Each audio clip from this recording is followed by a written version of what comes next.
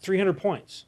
It was because Citibank announced that they had lost some X billions of dollars, but it was a billion or so less than than they had expected Citigroup to lose. So they were all happy that they only lost like $2 billion. Now, had that news come back here, it would have been devastating. But the first turn is when you start to determine, hey, I'm not in a free fall, and I'm not going to just go splat on the ground. I will actually start to pull out of this. And then you'll hit the bottom, and then you start your recovery. So now that you understand kind of how that works, let's look at the national economy and the financial markets. Bubble burst in housing, and we actually entered the first turn, in my opinion, in April of 2008, April of this year. I can point to one specific event, and that was when Bear Stearns, when they arranged for Bear Stearns to be bought by JP Morgan. Now it's been described as a bailout in the press. It really wasn't a bailout is when you take your taxpayer money and pay somebody else to buy their company or pay their mortgage, or you give somebody your money. They didn't do that. What they did was they said the Federal Reserve has always, or I should say since the Great Depression, been there to protect the value of the currency and to protect the financial institutions. And they've always been there to help retail financial institutions, the banks that you and I could go to and open a savings account or a checking account. They have never, even though they had the authority, they had never gone out and helped what we call investment banks or bankers banks. And that's what Bear Stearns was. They were a bankers bank. They did a lot of these mortgages. But they were going under, and they actually had a run on their bank, even though they're an investment bank. They had a traditional run on their bank and got into trouble. Nobody would lend them money because they had a lot of subprime and high rate debt, and nobody wanted to take on those losses. So they went to the Federal Reserve. The Federal Reserve said, yes, we will loan you money, but because you're in such financial trouble, we're not going to bail you out. We will orchestrate somebody to buy you out, and we'll loan them the money to do that. And that's what they did with JP Morgan. JP Morgan was in good financial situation. They had the money. They bought Bear Stearns, and they actually paid less than the cost of their building in downtown New York. So I mean, it was like fire sale for Bear Stearns. Well, what this did in the financial markets, and you can't underestimate how important this was, it made those traders and the people that worked in the high finance start to think, well, maybe I will have a job next year because my company's having trouble too, but it's obvious they're not going to let us just go under and I'll be without a job. We'll be bought by somebody. I mean, it'll be difficult, it'll be tough, but there is hope, there is light at the end of the tunnel. And so that started our recovery. We still have more losses to go. We probably have, worldwide, we've had about $500 billion in losses in this whole mess. We've got another $500 billion to go.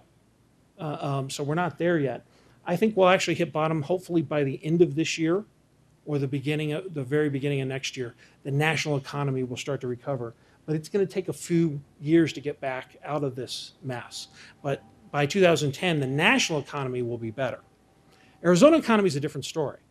Dean, I wanted to ask you about Freddie and Fannie Mac. Sure.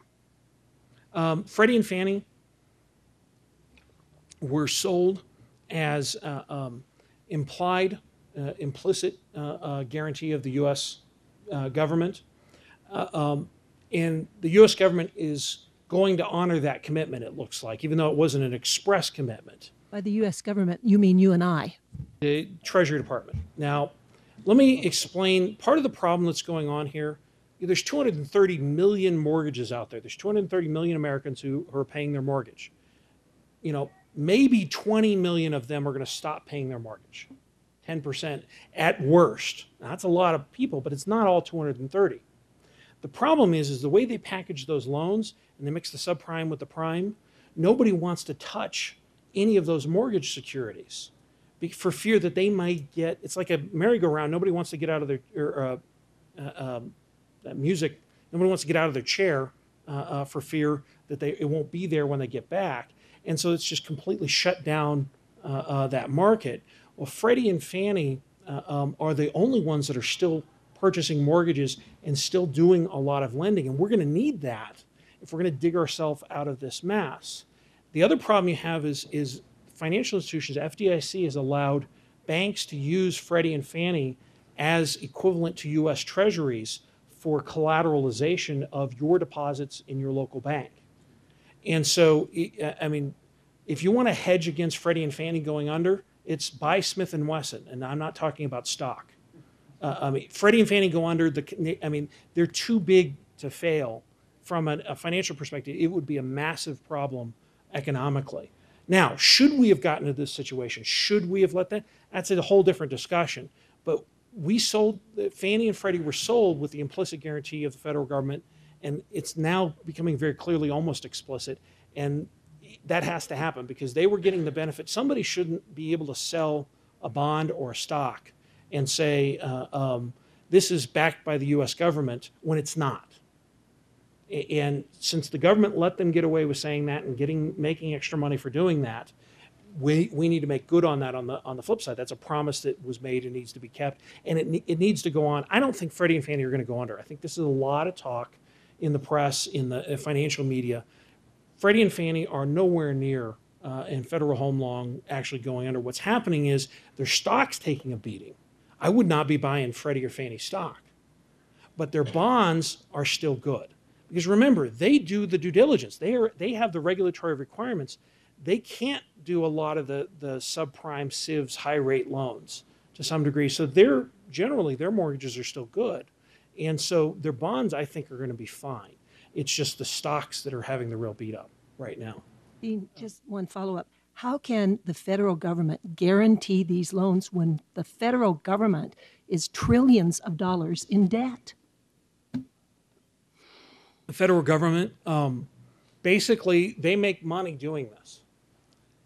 For example, you sell a U.S. Treasury note at 1%, and then you loan that money to Freddie and Fannie at 3 or 4. And so the federal government actually makes money doing that. They actually, because you're right, they don't have extra cash necessarily. I mean, they do have cash flow through time, but they can actually make money doing this by going out and making loans. It's the same thing that's going on with Bear Stearns. They didn't give Bear Stearns money. They didn't give J.P. Morgan money. They gave them a loan.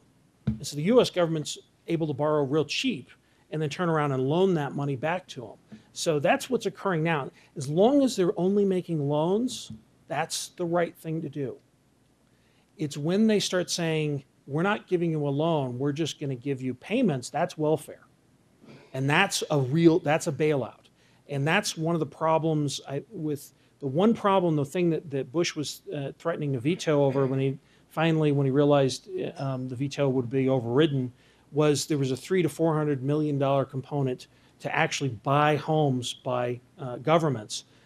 That's where you get in a situation where you're actually doing essentially a bailout. And that's the wrong way to go. We should be lending so that these folks pay these things back plus interest over time. That's the way to work your way through this problem. So let me get through the rest of these real quick here. Arizona housing. This is the housing market. This is different than the economic numbers.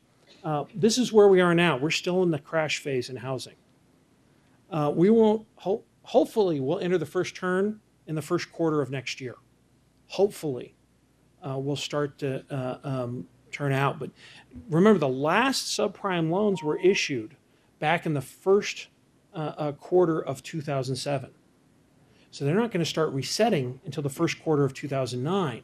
And then once they reset, it's going to be a few months before when those people can't make those payments anymore, and then they start to go into foreclosure. So it's going to take a while for that to continue to work through, which means we won't hit bottom until the third or fourth quarter of 2009 in housing. Now, I'm actually considered an optimist on this. I'm more optimistic. But once we hit bottom, it's going to take a number of years to dig your way out. And this is also zip code related. Remember, how high you went up is going to dictate how long it takes you to recover. If you didn't go as much in value growth, you've got less to fall, and therefore less to grow back out of on the flip side. So it really is going to determine, where you sit is how bad it is. The other aspect that's coming into this is we've got to wait for the national housing market to recover before our housing market will recover, because people have to be able to sell their home in Minnesota before they'll buy one in Arizona. And so we're really in a delaying type situation. So the good news is for the next year and a half, it is the best real estate market you're ever going to see.